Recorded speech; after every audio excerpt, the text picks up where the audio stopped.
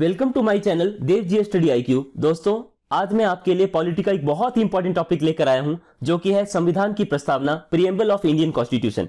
इससे परीक्षा में हमेशा एक दो क्वेश्चन आते ही हैं, इसलिए बहुत इंपॉर्टेंट टॉपिक है। और इससे संबंधित जो भी प्रीवियस ईयर्स MCQs हैं, प्रीवियस ईयर्स क्वेश्चंस हैं, उन्हीं पर आधारित फैक्ट्स को इस वीडियो में मैंने डाला है। तो कृपया वीडियो के अंत तक बने रहें, और वीडियो पसंद आया हो तो प्लीज लाइक, शेयर और सब्सक्राइब करना न भूलें। तो चलिए शुरू करते हैं। तो पहले ये बता दूं कि संविधान की प्रस्तावना क्या है। तो भारत के संविधान की प्रस्तावना जो है वो एक ब्रीफ इंट्रोडक्टरी स्टेटमेंट है, जो कि संविधान के मार्गदर्शक उद्देश्य मतलब गाइडिंग पर्पस, सिद्धांतों मतलब प्रिंसिपल्स और दर्शन मतलब फिलॉसफी को निर्धारित करता है। प्रस्तावना हमें बताती है कि संविधान का स्रोत क्या है, भारत के राज्य की प्रकृति क्या है, इसके उद्देश्यों का विवरण भी देती है और इसको अपनाने की तारीख भी बताती है। तो हम यह कह सकते हैं कि जो प्रस्तावना मतलब प्रीएम्बल है वो इंडियन कॉन्स्टिट्यूशन का इंट्रोडक्शन मतलब आइडेंटिटी है या भूमिका है। इसमें संविधान का सार होता है, एक्सट्रैक्ट होता है।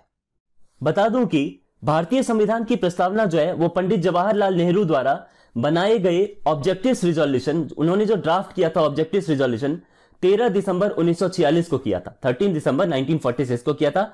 और कॉन्स्टिट्यूएंट असेंबली के द्वारा इसे ही 22 जनवरी 1947 को अडॉप्ट कर लिया गया था, अपना लिया गया था। तो उसी ऑब्जेक्टिव्स रिजोल्यूशन मतलब उद्देश्य प्रस्ताव पर आधारित है भारतीय संविधान की प्रस्तावना। अब प्रस्तावना के हिंदी और इंग्लिश वर्जन को देखते हैं। हिंदी में बोलता हूं पहले, उसके बाद इंग्लिश में बोलूंगा। भारत के संविधान की प्रस्तावना। हम भारत के लोग भारत को एक संपूर्ण प्रभुत्व संपन्न, समाजवादी, पंथ निरपेक्ष, लोकतंत्रात्मक गणराज्य बनाने के लिए तथा उसके समस्त नागरिकों को सामाजिक, आर्थिक और राजनीतिक न्याय, विचार, अभिव्यक्ति, विश्वास, धर्म और उपासना की स्वतंत्रता, प्रतिष्ठा और अवसर की समता प्राप्त कराने के लिए तथा उन सब में व्यक्ति की गरिमा और राष्ट्र की एकता और अखंडता सुनिश्चित करने वाली बंधुता बढ़ाने के लिए दृढ़ संकल्प होकर अपने इस संविधान सभा में आज तारीख 26 नवंबर 1949 ईस्वी मिति मार्ग शीर्ष शुक्ल सप्तमी संवत 2006 विक्रमी को एतद द्वारा इस संविधान को अंगीकृत, अधिनियमित और आत्मार्पित करते हैं। इसका इंग्लिश वर्जन है कॉन्स्टिट्यूशन ऑफ इंडिया का प्रीएम्बल।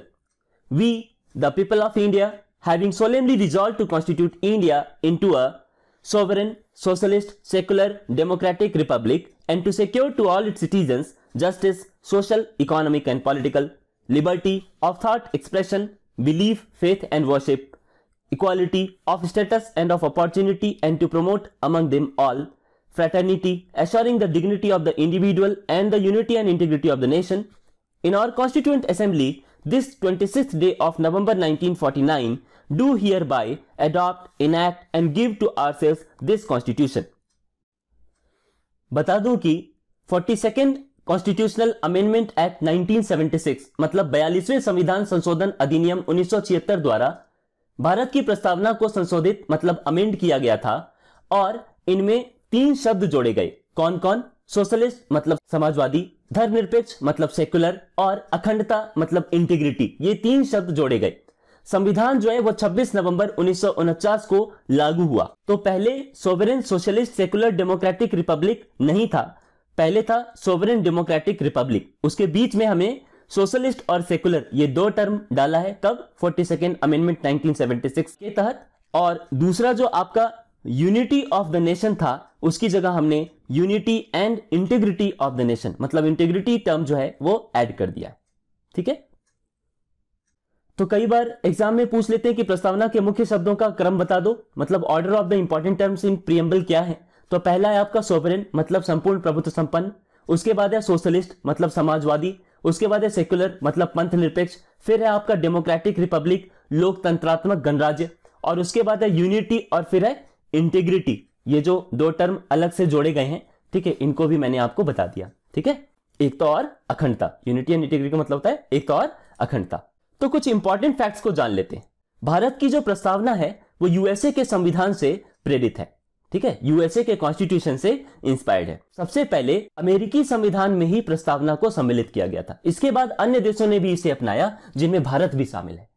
जो भारत के संविधान के प्रस्तावना की भाषा है मतलब language of the preamble of constitution of India है, वो ऑस्ट्रेलिया के कॉन्स्टिट्यूशन यानी ऑस्ट्रेलिया के संविधान से इन्फ्लुएंस्ड है।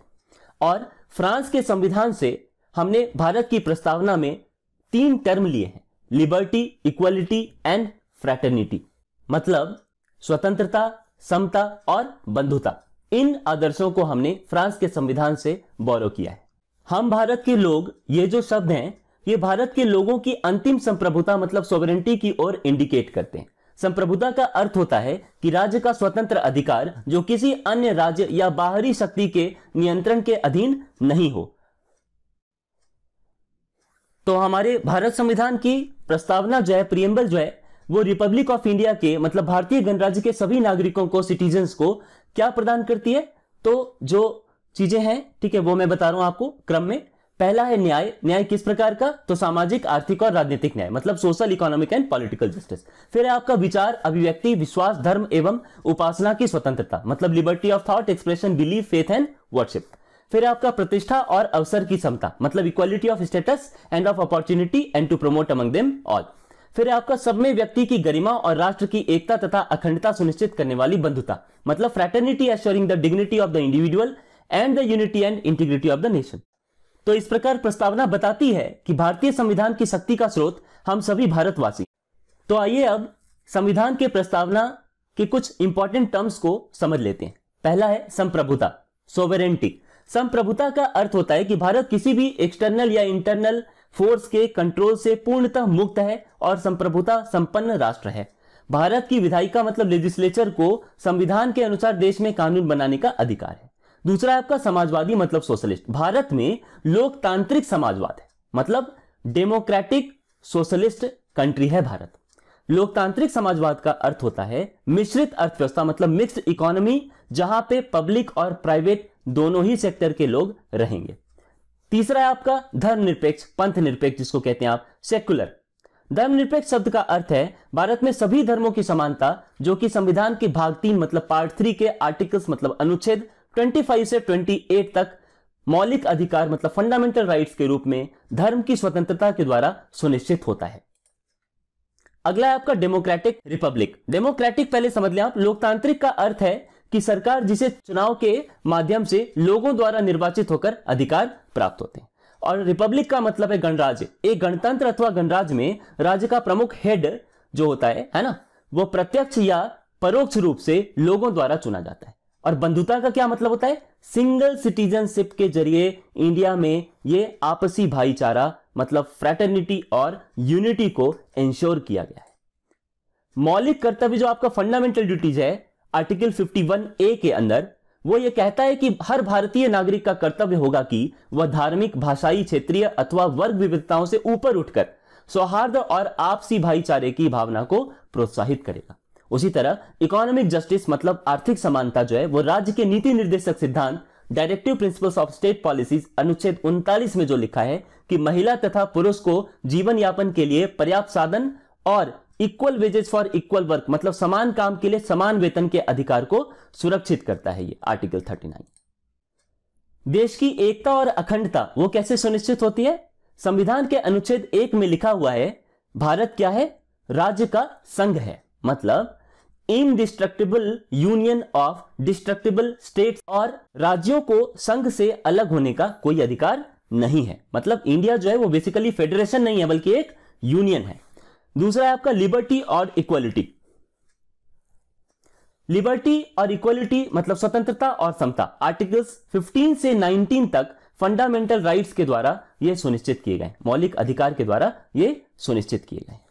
अब राजनीतिक समता मतलब पॉलिटिकल इक्वालिटी या जस्टिस कैसे इंश्योर किया गया है? तो वो आर्टिकल 325 और 326 के जरिए किया गया है। अनुच्छेद 325 क्या कहता है?